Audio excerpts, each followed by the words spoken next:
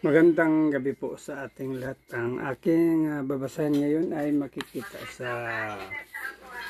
mga awit, Kapitulo 17, versikulo 1 hanggang 4. Ito po ang nakasulat.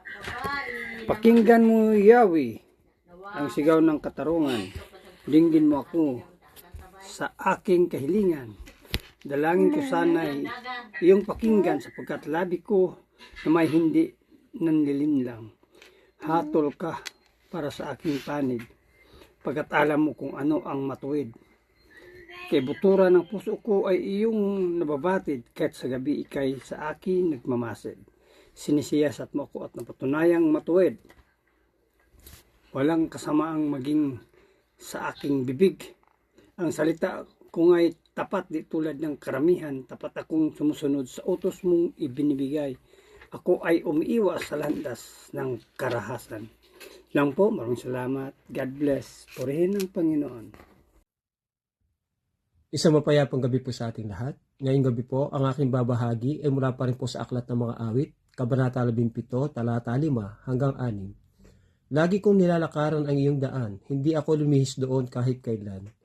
Tumatawag ako sa iyo, O Diyos, sapagkat ako'y iyong sinasagot.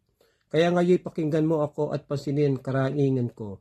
Ito po ang naksaad sa banal na kasulatan. Lagi magpuri at magpasalamat sa Amang Lumikha. Amen. Magandang gabi po sa ating lahat. Ang babasahin ko po ay mula po sa Salmo, chapter 17, verse 7 to 10. Ipakita niyo ang inyong pag-ibig sa pamamagitan ng inyong kahangahangang gawa. Alam ko, sa inyong kapangyarihan, inyong inililigtas ang mga taong nanganganlong sa inyo mula sa kanilang mga kaaway. Ingatan niyo ako katulad ng pag-iingat ng tao sa kanyang mga mata. At kalingain niyo gaya ng inahing manok sa kanyang mga sisiw sa ilalim ng kanyang mga pakpak. Ipagtanggol niyo po ako sa aking mga kaaway na nakapaligid sa akin at nagtatangka sa aking buhay. Sila'y mga walang awa at mayayabang magsalita. Amen. God bless po.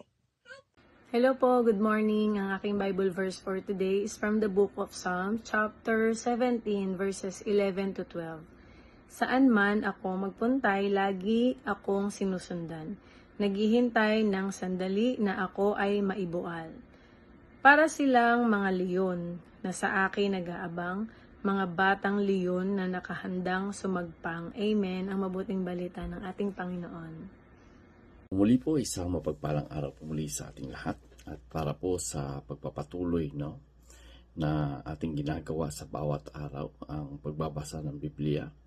Tayo po ay nasa Awit chapter 17 verse 13 to 15. Sabi po dito, Panginoon, labanan mo ang masasama at talunin mo sila. Ilabas mo ang iyong tabak at iligtas mo ako sa masamang tao. O Yahweh, iligtas mo ako sa masasamang taong iniisip ay mga bagay lang sa mundong ito. Puno ng kayamanan ang kanilang mga tiyan at naipamamana pa nila sa kanilang mga anak ang labis-labis na yaman nila. Ngunit ako, makikita ko ang iyong mukha dahil ako'y matuwid. Masasatisfied ako pag nakita ko ang kaluwalhatian mo. Amen. Praise God. No?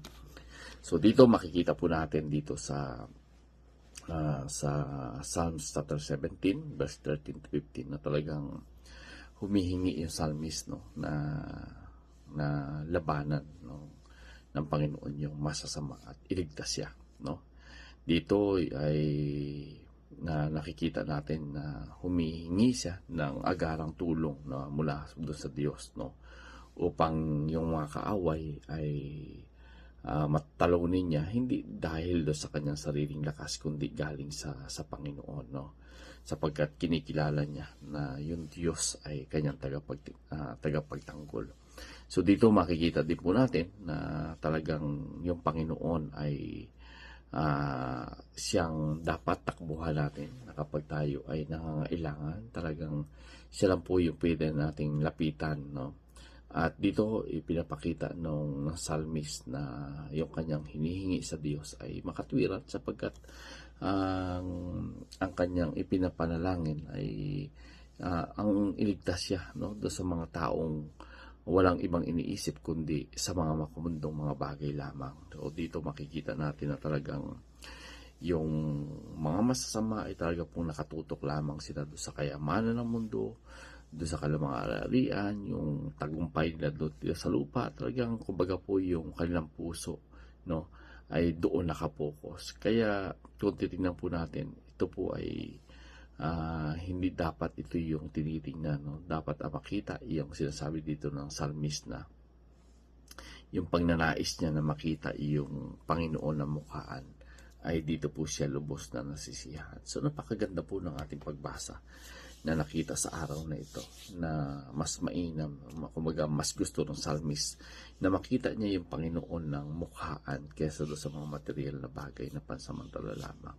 So yung pagnanais niya na yung Panginoon ang kanyang makita, yung Panginoon ang magbigay sa kanya. Kumbaga yung Panginoon ang makita niya na higit pa ito sa kayamanan ng mundo. So muli po, purihin ang Panginoon. God bless everyone.